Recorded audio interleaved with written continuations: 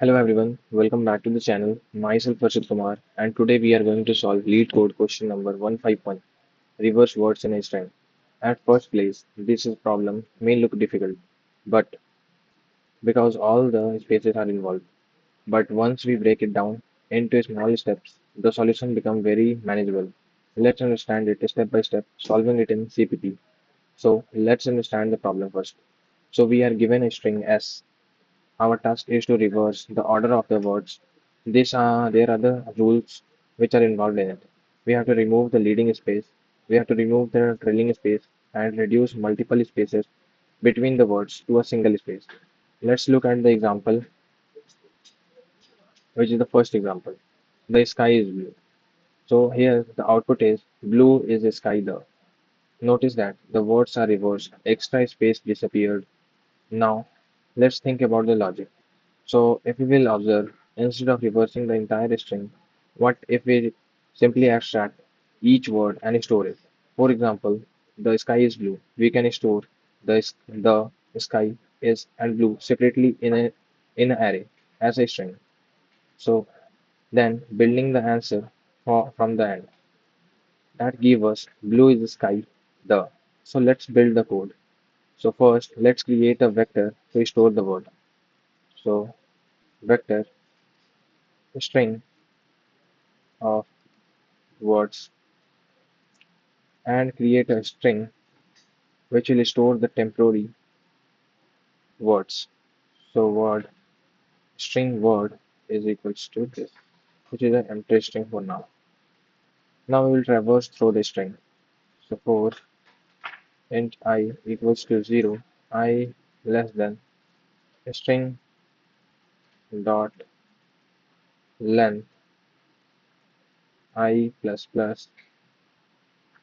If the current character is not a space, we will add it to the current word. So if s of I is not equals to space, we will just add it to the word s of I. Otherwise, if we have completed a word, for that we will give a condition that if word dot empty is not if word is not empty, we will do words dot push sorry push back the word inside the vector. With that, we will again make the word empty. Now after the loop, the last word may still be left. So for that, we will do that if the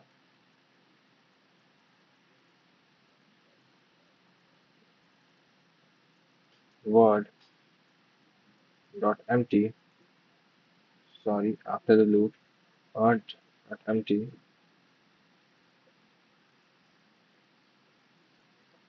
the parentheses are wrong, so we will rectify it and we will continue with our code. So we will do words dot push back the word. Now, now let's build the final answer. So for that, we will need a string.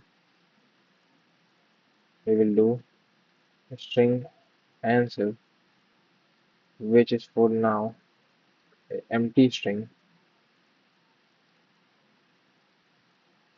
Now we'll traverse through the vector from the end.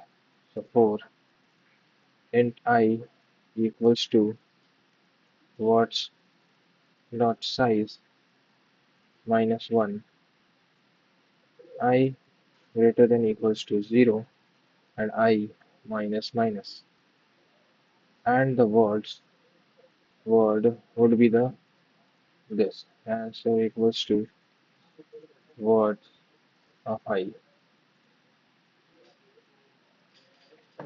And I will add a space if needed. So if I I not equals to 0, we will just add a space here. Now finally we will return the answer after the loop. So we will return our answer. So I think now our answer is fully correct. Now let's see whether it runs or not.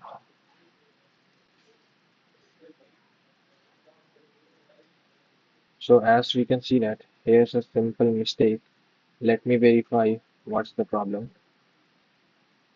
So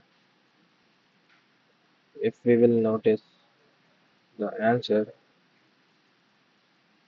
here a parenthesis is missing, which we'll do. And again after when we will run the code, here's a mistake. So here is a simple mistake, which I can see that in the top I have given it a string, but it's a typo error. It would be s.length, not string.length. Let's test the answer. So as you can see that it has passed all the three test cases. Now let's submit the answer and see whether it is acceptable or not.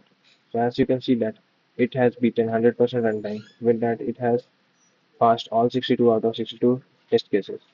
With that, the time complexity here is O(n), where n is the number of strings, because we are traversing the strings once and building the answer once.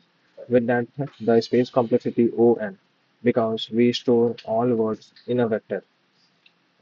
With that, the key lesson from this problem is that breaking a compilated problem into smaller steps often leads to very clear solutions. If the explanation helped you, make sure to like the video and subscribe to the channel. Thank you for watching. I will see you in the next one.